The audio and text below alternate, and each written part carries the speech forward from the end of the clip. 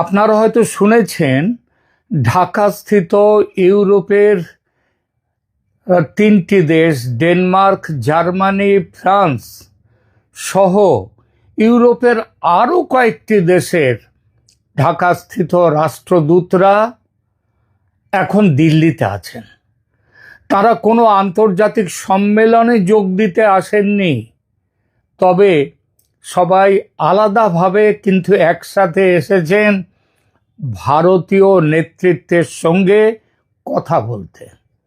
তারা নয়াদিল্লিতে ভারতের বিদেশমন্ত্রী এস জয়শঙ্কর এবং জাতীয় নিরাপত্তা উপদেষ্টা অজিত ডোভালের সঙ্গে কথা বলেছেন। একই ধরনের কূটনৈতিক ব্যস্ততায় ভারতে নিযুক্ত মার্কিন রাষ্ট্রদূত সার্জিও গর, যিনি শুধু রাষ্ট্রদূত নন, তিনি দক্ষিণ এশিয়ায় আমেরিকার ভারপ্রাপ্তও বটেন। তিনি জয়শঙ্কর, ডোভাল এবং অবশেষে প্রধানমন্ত্রী নরেন্দ্র মোদীর সঙ্গে পর্যন্ত দেখা করেছেন। এতে ইঙ্গিত মেলে যে এটি কোনো একক দ্বিপাক্ষিক ঘটনা নয়, বরং বৃহত্তর কৌশলগত আলাপ চলেছে সবার মধ্যে। আলাপ যে চলেছে এবং সে আলাপ যে রীতিমতো অস্বাভাবিক, মানে স্বাভাবিক নয়, সেটা সবার একযোগে দিল্লি ছুটে আসা দেখে বুঝতে অসুবিধে হয় না। এখন প্রশ্ন, তারা সেখানে কি করছেন? আলাপ হয়ে থাকলে কি আলাপ হয়েছে? ভারতের বিভিন্ন সংবাদ মাধ্যম সূত্রে জানা যাচ্ছে এর মূল কারণ বাংলাদেশের সাম্প্রতিক রাজনৈতিক পরিবর্তন ও আসন্ন বাণিজ্য ঝুঁকি নিয়ে একটা কনসার্টেড এফর্ট, একটা সমন্বয় করা। বিশেষ করে ইউরোপীয় বাজারে বাংলাদেশের বাণিজ্য সুবিধা, শ্রম অধিকার, মানবাধিকার, নির্বাচন, আইসিটি বা ট্রাইব্যুনালে, মানে যেটা ইন্টারন্যাশনাল ক্রাইম ট্রাইব্যুনাল, সেখানে শেখ হাসিনা সহ আওয়ামী লীগ নেতাদের বিচার ও মৃত্যুদণ্ডের ইস্যু, এসব বিষয় ছিল এই আলোচনার মধ্যে। এবং এ খবর দিচ্ছে ভারতের প্রথিতযশা বিভিন্ন মেইনস্ট্রিম মিডিয়া। ভারতের দিক থেকে এই কূটনৈতিক যোগাযোগের আরেকটি উদ্দেশ্য ছিল আঞ্চলিক স্থিতিশীলতা, বাণিজ্য নীতি এবং নিরাপত্তা পরিস্থিতি সম্পর্কে নিজেদের অবস্থান স্পষ্ট করা ও বাংলাদেশে নতুন করে একটি অন্তর্ভুক্তিমূলক নির্বাচন করা। আওয়ামী লীগকে নিয়ে যে নির্বাচন, সে বিষয়ে পশ্চিমের দেশগুলোর সঙ্গে আলোচনা করে এক সারিতে নিয়ে আসা। বলা বাহুল্য আলোচনা হয়েছে। সেই আলোচনায় গৃহীত সিদ্ধান্ত, আবার বলছি, সেই আলোচনায় গৃহীত সিদ্ধান্ত আমেরিকার রাষ্ট্রদূত সার্জিও গর নিজে পৌঁছে দিয়েছেন ভারতের প্রধানমন্ত্রী নরেন্দ্র মোদীকে। একদিকে যখন এই বৈঠক হচ্ছে, তখন চীনের পররাষ্ট্রমন্ত্রী আবার রয়েছেন দিল্লিতে। আবার অন্যদিকে বাংলাদেশের প্রধানমন্ত্রী তখন রয়েছেন চীন সফরে। খুব বিরল পরিস্থিতি মনে হচ্ছে নাকি? মনে হচ্ছে না যে একটা বড় কিছু হতে চলেছে? কি চলছে রাজনীতির এই দাবা খেলায়? আমরা আসব সেই আলোচনায়। একটা দেশ, দুটো অর্থনৈতিক স্তম্ভ, তিনটি পরাশক্তির নজর, আর একটি সরকার যে বুঝতেই পারছে না, তার জ্ঞানই নেই, দেখার চোখ নেই যে তার চারপাশে কোন জাল বোনা হচ্ছে। বাংলাদেশ, দক্ষিণ এশিয়ার এই ছোট্ট দেশটি আজ পরিণত হয়েছে একটি ভূ রাজনৈতিক দাবার বোর্ডে, যেখানে ভারত, আমেরিকা, ইউরোপ এবং চীন প্রত্যেকে চাইছে নিজের ঘুঁটি সাজাতে। আর মাঝখানে দাঁড়িয়ে আছেন তারেক রহমান, লন্ডন থেকে ছুটে এসে হঠাৎ বসে যাওয়া একজন প্রধানমন্ত্রী এবং বলা যায় যোগ্যতাহীন প্রধানমন্ত্রী। একমাত্র তার যে যোগ্যতা আছে সেটা তিনি তারেক জিয়া হচ্ছেন জিয়াউর রহমান এবং বেগম খালেদা জিয়ার সন্তান। এবং এর একটার পর একটা কূটনৈতিক ভুল বাংলাদেশকে ঠেলে দিচ্ছে এক অজানা অন্ধকারের দিকে। আজকের ভিডিওতে আমরা উন্মোচন করব সেই পর্দার আড়ালের খেলা, যা বাংলাদেশের 18 কোটি মানুষ জানেন না, কিন্তু যার ফলাফল পড়বে এই 18 কোটি মানুষেরই জীবনে। আলোচনায় যেতে গেলে প্রথমে বুঝতে হবে বাংলাদেশের অর্থনীতি ও তার মূল কাঠামোটা। কারণ একটা দেশের অর্থনীতির ওপরে দাঁড়িয়ে থাকে সেই দেশের স্থায়িত্ব। একটি দেশের অর্থনীতি যখন মাত্র দুটি বিষয়ের ওপর দাঁড়িয়ে থাকে তখন সেটা শক্তি হয় না, সেটা হয় দুর্বলতা। বাংলাদেশের সেই দুটি স্তম্ভ হলো, এক, বিদেশে কর্মরত বাংলাদেশিদের পাঠানো রেমিট্যান্স, এবং দুই, রেডিমেড গার্মেন্টস রপ্তানি। রেমিট্যান্সের কথা বলতে গেলে 2026 সালের প্রথম 8 মাসেই এসেছে $22 বিলিয়ন বেশি রেমিট্যান্স। কত? $22 বিলিয়ন। এটা বিশাল অঙ্ক। এই রেমিট্যান্সই এখন বাংলাদেশের বৈদেশিক মুদ্রার রিজার্ভ ধরে রাখছে। কিন্তু সেখানেও যে অশনি সংকেত। আরব সহ দক্ষিণ এশিয়ার অন্যান্য দেশ থেকে বাংলাদেশি শ্রমিকদের ফেরত পাঠানো শুরু হয়েছে। পুশব্যাক চলছে ভারত থেকেও কিন্তু কম রেমিট্যান্স যায় না বাংলাদেশে। রেমিট্যান্সের স্রোত কমতেই থাকবে। আর গার্মেন্টস, বাংলাদেশের মোট রপ্তানি আয়ের 85% আসে এই একটি খাত থেকে।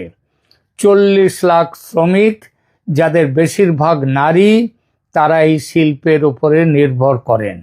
কিন্তু সমস্যা হলো এই দুটি স্তম্ভের একটিও আজ সম্পূর্ণ নিরাপদ নয়।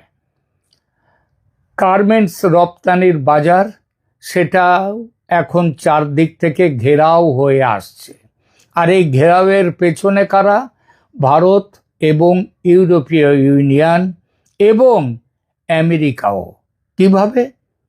দেখুন, বাংলাদেশ দীর্ঘদিন ধরে ইউরোপীয় ইউনিয়নে বিনা শুল্কে পোশাক রপ্তানি করে আসছে। এই সুবিধার নাম EBA, মানে এভরিথিং বাট আর্মস।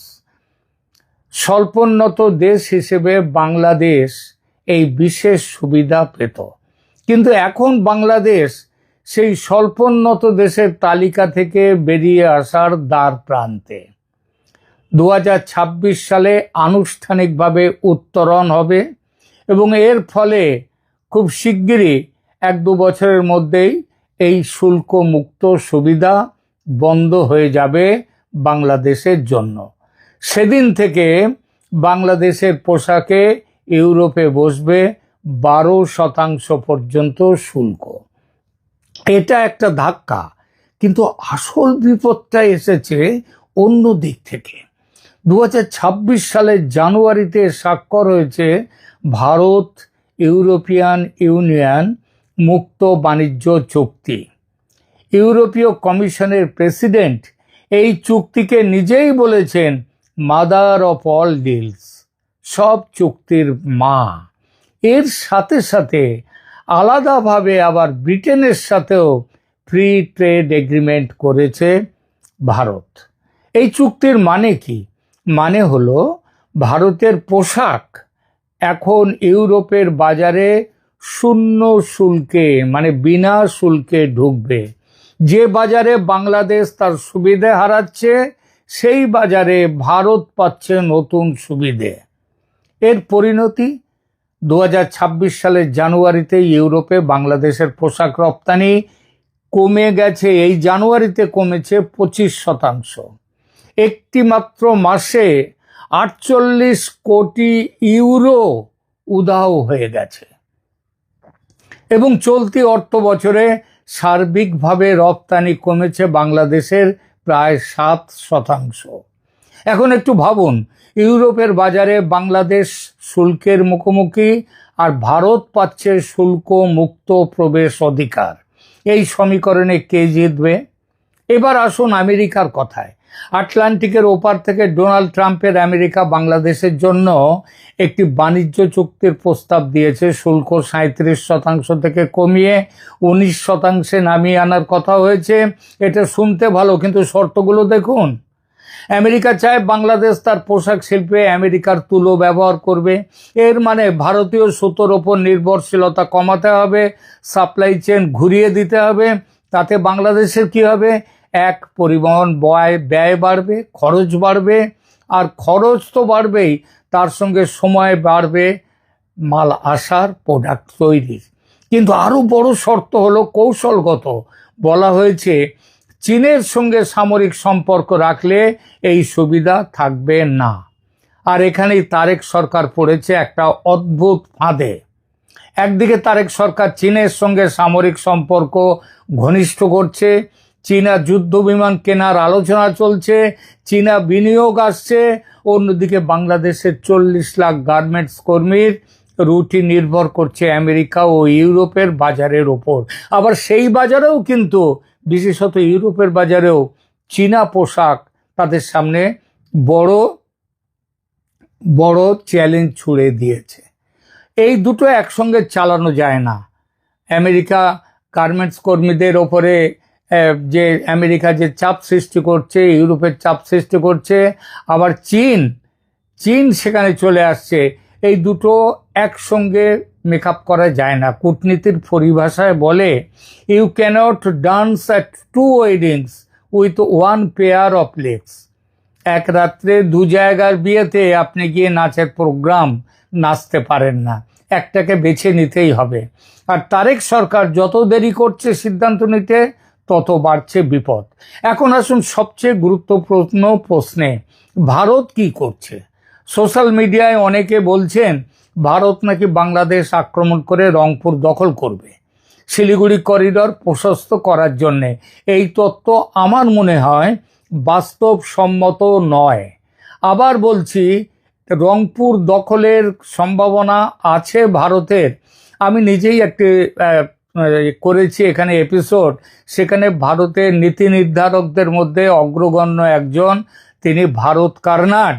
তিনি নিজে বলেছেন যে রংপুর দখল করে কিংবা রংপুর কিনে নিয়ে ভারতের চিকেন নেককে ও বড় এলিফ্যান্ট স্নেক করা উচিত। কিন্তু এই তত্ত্ব বর্তমানে দেখা যাচ্ছে এটা কিন্তু বাস্তবসম্মত নয়। কারণটা কি? দেখুন, ভারত যদি সত্যি রংপুর দখল করে শিলিগুড়ি করিডর চওড়া করতে চাইতো, তাহলে সেই করিডরকে ঘিরে এত দুর্ভেদ্য দুর্গ তৈরি করতো না। আপনারা শুনেছেন ওখানে ওই শিলিগুড়ি করিডরের মাটির নিচে দিয়ে, এবং মাটির নিচে দিয়ে মানে 50 থেকে 60 ফুট মাটির নিচে সেখানে কংক্রিটের 6 ফিট লেন তৈরি হচ্ছে, এবং যে লেন দিয়ে যাবে সেখানে ট্রেন লাইনের সঙ্গে সঙ্গে সমস্ত কিছু ব্যবস্থা থাকবে। এবং এটা এত সুরক্ষিতভাবে তৈরি হচ্ছে যেখানে ওই ব্লাস্টার বোম, সেই বোমও সেখানে পড়ে সেখানে কিছু করতে পারবে না। এমনকি সেখানে পারমাণবিক আক্রমণের হাত থেকে পর্যন্ত এই জায়গা রেহাই পাবে। এইভাবে তৈরি করছে। তো ভারত যদি রংপুর দখল করে জায়গাটাকে চওড়া করতে যেত, তাহলে এত লক্ষ কোটি টাকা খরচ করে, মানে এই টোটাল প্রজেক্টের পরিমাণ যা শোনা গেছে সেটা 1 লক্ষ কোটি টাকার উপরে, এই এত খরচ করে এই উত্তর শিলিগুড়ি করিডর বা চিকেন স্নেক তাকে সুরক্ষিত রাখার চেষ্টা করতো না। আবার এর সাথে সাথে আরও একটা খবর আসছে, সেটা হচ্ছে আপনারা জানেন, সেটা যে আসামের ওখান থেকে ব্রহ্মপুত্র নদীর নিচে দিয়ে, সেখান দিয়ে যেমনভাবে কলকাতায় গঙ্গার নিচে দিয়ে মেট্রো লাইন চলে গেছে, ওখানে ব্রহ্মপুত্রের নিচে দিয়ে সেখানেও লক্ষ কোটি টাকা খরচ করে সেখানটাতেও তার ব্রহ্মপুত্রের নিচে দিয়ে লেন তৈরি করার, সেখানেও 6 লেন ব্যবস্থা তৈরি করা হচ্ছে। দিয়ে এই সমস্ত কিছু তৈরি করা হচ্ছে উত্তর পূর্বকে সুরক্ষিত রাখার জন্যে। এখন রংপুরকে দখল করে যদি চওড়া করার প্রশ্ন উঠত, তাহলে এত সব করার কোনো দরকারই ছিল না। নতুন করে 4-4টে সামরিক ঘাঁটি তৈরি করেছে ভারত উত্তর পূর্বে, দরকারই ছিল না সেগুলো তৈরি করার। যদি রংপুরকে দখল করে যদি এই কাজটা করত, তাহলে কি দরকার ছিল? সুতরাং এই করিডোর যে এত সুরক্ষিত, এর জন্যে প্রতিবেশী দেশের সামরিক অভিযানের কোনো যুক্তি নেই। আর সামরিক অভিযান মানে আন্তর্জাতিক নিন্দার ঝড়, আমেরিকার সঙ্গে সম্পর্ক নষ্ট, এবং চীন, পাকিস্তান, তুরস্ককে বাংলাদেশের সামরিক উপস্থিতির জন্য আমন্ত্রণ দেয়া। এই তিনটির একটিও ভারত চাইবে না। আর ভারত তার অর্থনীতিকে এখন তৃতীয় অর্থনীতি হতে চায় বিশ্বে। সুতরাং ভারত কোনো ঝুঁকি এখন নেবে না, কোনো রকম সামরিক অভিযানে ভারত যাবে না। তাহলে ভারতের কাছে কি অস্ত্র আছে? অস্ত্র আছে অর্থনৈতিক চাপ। এই চাপ নীরব, ধারালো, এবং এই চাপকে কেউ অস্বীকার করতে পারবে না। ট্রানজিট সীমিত করো বাংলাদেশের সাথে, জল বন্টন চুক্তি ঝুলিয়ে রাখো, অর্থনৈতিক চাপ দাও। ভারত ইউরোপিয়ান ইউনিয়নের ফ্রি ট্রেড এগ্রিমেন্ট দিয়ে বাংলাদেশের বাজার কুঁচকে দাও, বাংলাদেশের রপ্তানির রুট কঠিন করো। আর বাকি কাজটা তো করে দেবে আমেরিকা। বাংলাদেশ যেই চীনের কাছে ঘেঁষবে, এক এক করে আমেরিকার গোপন চুক্তির ফাঁসটা বাংলাদেশের গলায় শক্ত হয়ে লেগে যাবে। কিন্তু এগুলো দেখতে কিন্তু যুদ্ধ নয়, কিন্তু ফলাফল যুদ্ধের মতোই ভয়ঙ্কর। আর তারেক সরকার ক্ষমতায় আসার পর ভারতের বাড়ানোর সহযোগিতার হাত ফিরিয়ে দিয়েছে, ধরেছে চীনের হাত, পাকিস্তানের হাত। এরপর ভারত প্রেমের হাত বাড়াবে ভারত, এমন ভাবনা বোকাদের হতে পারে, কিন্তু যারা সামান্যতম রাজনৈতিক বুদ্ধি, কূটনৈতিক বুদ্ধি আছে, তাদের হবে না।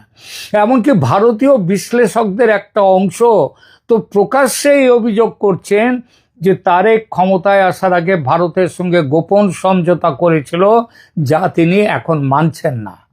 এই অভিযোগ প্রমাণিত নয়, কিন্তু ডাল মে যে কুছ কালা হ্যায় সেটা বোঝা যায়।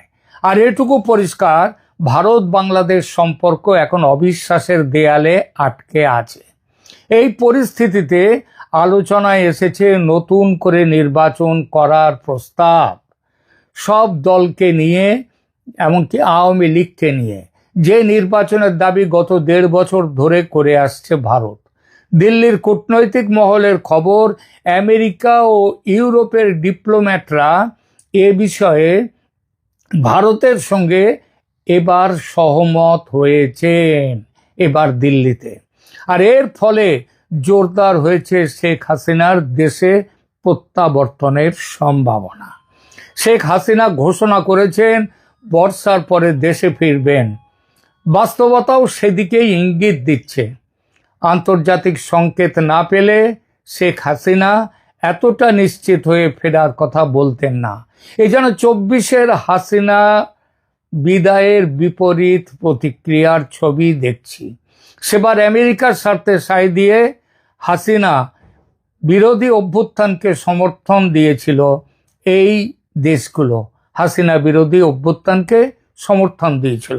এখন গত 2 বছর ধরে মোহাম্মদ ইউনূস আর তারেক রহমানের সরকারের দেশের অপশাসনের রেকর্ড দেখে তারা এতটাই তিতিবিরক্ত যে তারাই আবার হাসিনাকে ফেরত চাইছেন।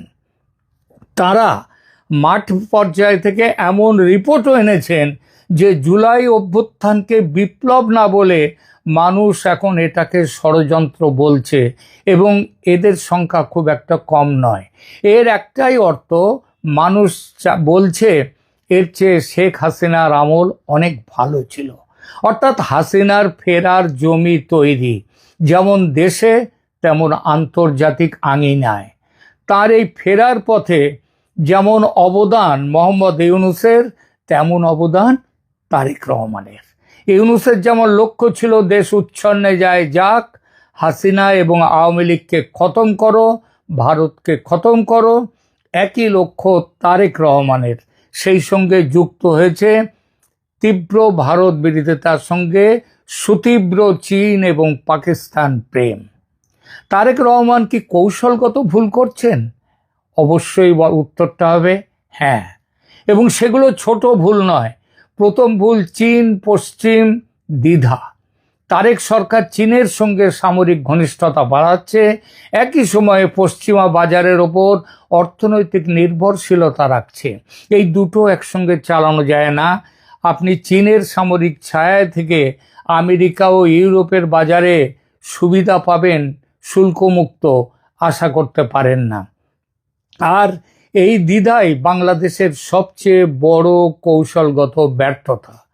তারেকের দ্বিতীয় ভুল ভারতকে অপ্রয়োজনীয়ভাবে চটানো।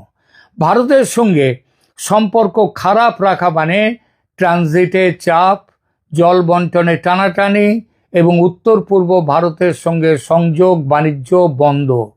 এমনকি সামনে আসছে নেপাল থেকে যে ভারতের গ্রিড ব্যবহার করে বিদ্যুৎ আনার ব্যবস্থা, সেটাও ভারত বন্ধ করে দেবে। ইতিমধ্যে 20 মেগাওয়াট বন্ধ করে দিয়েছে। এই ক্ষতি দীর্ঘমেয়াদে পুষিয়ে নিয়ে দেয়া কঠিন। তারেক রহমানের তৃতীয় ভুল জামাতের সঙ্গে জোটে না থেকেও জামাতি আদর্শ অনুসরণ করে চলা। বাংলাদেশে ক্রমশই যে আজ সন্ত্রাসী গোষ্ঠীদের, মৌলবাদী সন্ত্রাসী গোষ্ঠীদের বলবলাও শুরু হয়েছে, সেটা সরকারের প্রত্যক্ষ মদতে, যেটা ইউরোপ পশ্চিমা দেশগুলো সমর্থন করছে না। তাহলে বাংলাদেশের সামনে কি আছে? 3টি সম্ভাব্য পথ। প্রথম পথ, তারেক সরকার যদি অর্থনৈতিক সংকট সামলাতে পারে, পশ্চিমা বাজার ধরে রাখতে পারে এবং ভারতের সঙ্গে ন্যূনতম কার্যকর সম্পর্ক যদি তৈরি করতে পারে, তাহলে সরকার টিকে থাকবে এবং ধীরে ধীরে শক্ত হবে। দ্বিতীয় পথ, যদি গার্মেন্টস রপ্তানি ধসে পড়ে, বেকারত্ব বাড়ে, দ্রব্যমূল্য নিয়ন্ত্রণের বাইরে যায়, ভারতের চাপ নানা দিক দিয়ে ফাঁসের মতো আসে বাংলাদেশের গলা চেপে ধরতে, তাহলে রাস্তায় মানুষ নামবে, মধ্যবর্তী নির্বাচনের চাপ তৈরি হবে। তৃতীয় পথ, সামরিক হস্তক্ষেপ। বাংলাদেশের ইতিহাসে যেটা অত্যন্ত স্বাভাবিক, তবে লম্বা সময় নয়, বড়জোর 2 বা 3 বছরের জন্য। সাউথ ব্লক থেকে খবর পাচ্ছি এই তৃতীয় পথটি নাকি এখনকার জন্য সবচেয়ে সম্ভাব্য। শেখ হাসিনার মৃত্যুদণ্ড স্থগিত রাখার জন্যে দেশের সুপ্রিম কোর্টে নাকি শীঘ্রই শেখ হাসিনার পক্ষ থেকে মামলা দায়ের হবে এবং সেনার একটি বড় গোষ্ঠী, বড় অংশ শোনা যাচ্ছে, তার মধ্যে জেনারেল ওয়াকারুজ্জামান তিনিও আছেন, তিনিও চাইছেন যে তারেক রহমানের এই সরকারের সপক্ষে নয়, এই সরকার চলে যাক। ইতিমধ্যে ভারতের আর্ম টুইস্টিং আরও শক্ত হবে। বাংলাদেশের অর্থনীতি বিপুল চাপে পড়তে চলেছে, আর সেই পরিস্থিতিতে কি হবে সেটা নির্ভর করবে বাংলাদেশের 40 লাখ গার্মেন্টস কর্মী, প্রবাসী শ্রমিক এবং জনগণের ওপর। ইতিহাস বলে বাংলাদেশের সব পরিবর্তন এসেছে খালি পেটের আর্তনাদ থেকে। পর্দার আড়ালে খেলাটা কিন্তু চলছে, খেলা শুরু হয়ে গেছে, খেলা চলছে। এপিসেন্টার এখন দিল্লি।